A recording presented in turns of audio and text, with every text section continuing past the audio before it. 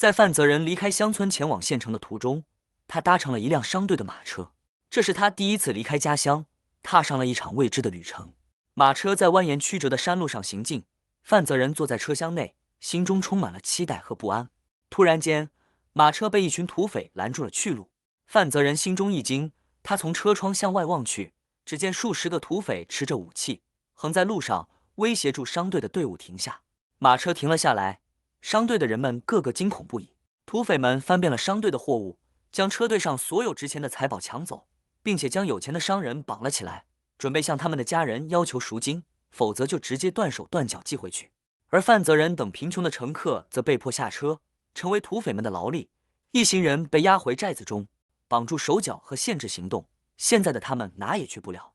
范泽人只能站在一旁看住一切发生，心中充满了愤怒和无奈。但他知道凭自己的一己之力是无法反抗的，只能暂时忍受。其中一名土匪二当家，一个身材壮硕、体格姣好而长相凶恶的人，名叫徐彪虎，负责监督被绑起来的乘客。范泽人在心中计算着，试图找到机会与他接触，想看看这个人究竟打着什么算盘。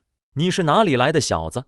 去县城做什么？徐彪虎走到范泽人面前，粗声粗气地问道。范泽人冷静地回答道：“我是从一个小村庄来的，前往县城寻找更好的生活。”徐彪虎嗤笑道：“县城？那里也不过是一个狗屁地方，有什么好去的？”范泽人微微一笑，试探着说道：“或许在您看来，县城不算什么，但对我来说，那是一个充满机遇的地方。”徐彪虎皱起了眉头，但似乎对范泽人的话感兴趣。他停下了手中的工作，对范泽人说道：“你倒是一个敢讲话的小子，不过这里不是你可以说话的地方，去一旁乖乖待着。”范泽人恭敬地退到一旁，他知道现在不是与徐彪虎争执的时候，必须好好摸清土匪们的体系还有规模，再找到一个合适的时机逃出困境。在范泽人与土匪徐彪虎的相处中，范泽人发现徐彪虎虽然是土匪，但并非完全是个坏人。在对待人质方面，他并没有过分严苛，甚至偶尔会给予一些人情待遇。范泽人心中渐渐地对这个二当家有了些许的好感。土匪们要求每个人写一封回家索要赎金的信，范泽人也被要求写了一封。他在信中写道：“亲爱的父母，我目前遇到了一些困难，被土匪劫持在山中，需要一笔赎金才能被释放，请尽快筹集赎金，我相信你们一定会尽力拯救我。”然而，范泽人心知肚明，这封信只能做做样子，他并不指望家人真的能筹集到赎金来赎他，而且他也不打算真的将此信寄回家，所以故意将地址写错。他不想让父母收到此信后担心，也早就打算自己解决。范泽人不时会与徐彪虎攀谈，徐彪虎在听了范泽人的一些言语后，知道他是个聪明而且言之有物的小子，便对他多了几分信任跟欣赏。范泽人利用这个机会，偶尔与徐彪虎谈论一些山中的事物，以及自己对于未来的憧憬。在一个寂静的夜晚，当所有的人质都已经安静地伏在地上休息时，范泽人悄悄地走到了徐彪虎身边，月光柔和地洒在他们的身上，营造出一种宁静而祥和的氛围。“徐大哥，你能跟我谈谈吗？”范泽人小心翼翼地开口道。徐彪虎抬起头，目光中带着一丝疑惑，但还是点了点头。“我知道你也许不想谈这些，但我想了解你，想听听你的故事。”范泽人诚恳地说道。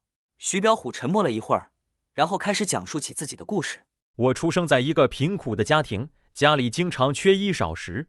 我从小就梦想住改变自己的命运，但现实却是如此残酷，只能走上这条不归路。”在与徐彪虎的对话中，范泽人逐渐了解到徐彪虎也是一个受害者。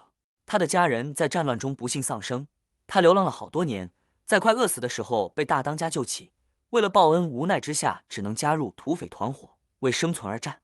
听完徐彪虎的故事后，范泽人的心情难以平静，他深深地感受到了这个世界的无奈与残酷，以及战争和饥荒究竟带给一般的平民百姓怎样的苦难。一想到这世上仍有许多人受着这样的苦，范泽人的心中充满了难受和愤恨。范泽人看住徐彪虎，心中充满了同情和理解。“徐大哥，虽然我不能理解你的感受，但是我想改变。我想每个人都有自己的困境和挑战，可是没有人应该因为温饱而为难，也不该为了战争而颠沛流离。但这并不意味着你就得选择这样的道路。”徐彪虎点点头，感慨地说道：“我知道路有很多，可我还有寨子的兄弟们，还有许多人都等住吃上一口饭。”他无奈地叹气，肩上的担子是如此沉重。他是个有情有义的人。范泽人伸出手，轻拍了一下徐彪虎的肩膀：“别担心，我有办法。”虽然徐彪虎已经被迫无奈做了几年土匪，早已深陷其中，也不是一朝一夕或简单几句话就能将徐彪虎的想法改变，但范泽人早就看出徐彪虎的内心仍然藏着一丝善良和想改变现状的火苗。范泽人坚信，只要给予徐彪虎一个机会，也许他还能回头是岸，改邪归正。他们之间的对话越来越真诚，彼此之间也建立了一种微妙的情感连结，是欣赏，是信任，是友谊。徐彪虎开始放下心中的包袱，重新审视自己过去的人生。范泽人成为了他的良师益友，给予他勇气和希望，让他意识到自己还有改变命运的机会。在这一个夜晚，他们之间这段真诚的对话，成为影响徐彪虎人生的一个重要转折点。大当家回来了！小弟大声吆喝，所有的小弟看见他都得鞠躬敬礼。大当家罗丹天威风凛凛地走来，在土匪寨子中，他是个令人尊敬的存在。这里的人好多都是他救回来的，而且他行事杀伐果断，不拖泥带水，所有的人都敬他也怕他。他气势逼人的缓缓走来，冷冷地扫视着被绑起来的人质，眼神中透露出一股狠辣和无情。范泽人不禁心头一沉，他知道自己面对的是一个凶猛而冷酷的敌人。突然间，罗丹天看向范泽人，问道：“你小子哪来的？”范泽人不卑不亢地回答道：“我是一个来自偏远小村的普通人，我叫范泽人。”罗丹天冷笑了一声，对范泽人的态度有些欣赏，他眼中闪过一丝试探的神色，问道：“你不怕死？”范泽人心中一惊，但他依然坚定地回答道：“当然怕死，但大当家气度不凡，想必不会与我这样的小人物计较。”罗丹天听了范泽人的回答，眉头一挑，他沉思片刻，似乎在思考住什么，最终他冷笑地说道：“哼，你有些意思。既然如此，我便不与你计较。”范泽人心中放松了些，但他仍然保持警惕。他知道罗丹天是个不好惹的主。然而，罗丹天没有立即放过他，而是给了他一个任务，要求他帮忙看好其他人质，并且协助土匪们处理一些杂物。你很不错，绑着你也只是浪费。从今天起，跟着彪虎做事吧。是，谢谢大当家。范泽人心知肚明，这是一个考验，他必须展现出自己的价值，才能赢得土匪们的信任，进一步争取生存的机会。于是他不敢怠慢，全力以赴地完成任务，同时不断观察着周围的情况，寻找逃脱的机会。在与罗丹天的接触中，范泽人逐渐了解到他的背后藏着许多故事。罗丹天虽然表面冷酷无情，但其实内心深处也有着痛苦和无奈。范泽人开始找到一丝希望，一个能改变土匪寨子、拯救人质，还有让自己尽快去到县城的机会。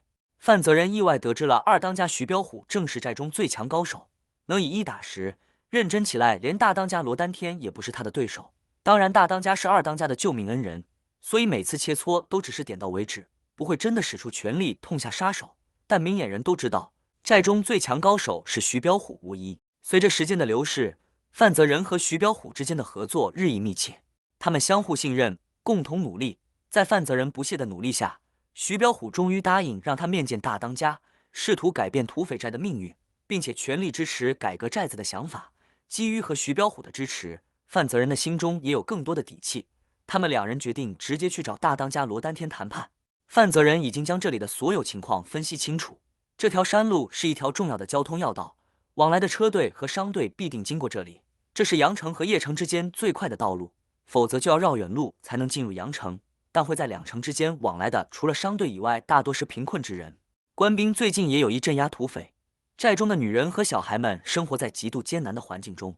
范泽人有办法让这个山寨走向正道，并且保证寨中的人们温饱，所以他下定决心要去谈判，将自己的想法和计划告诉大当家罗丹天，希望得到他的支持。这绝对是一举多得的想法。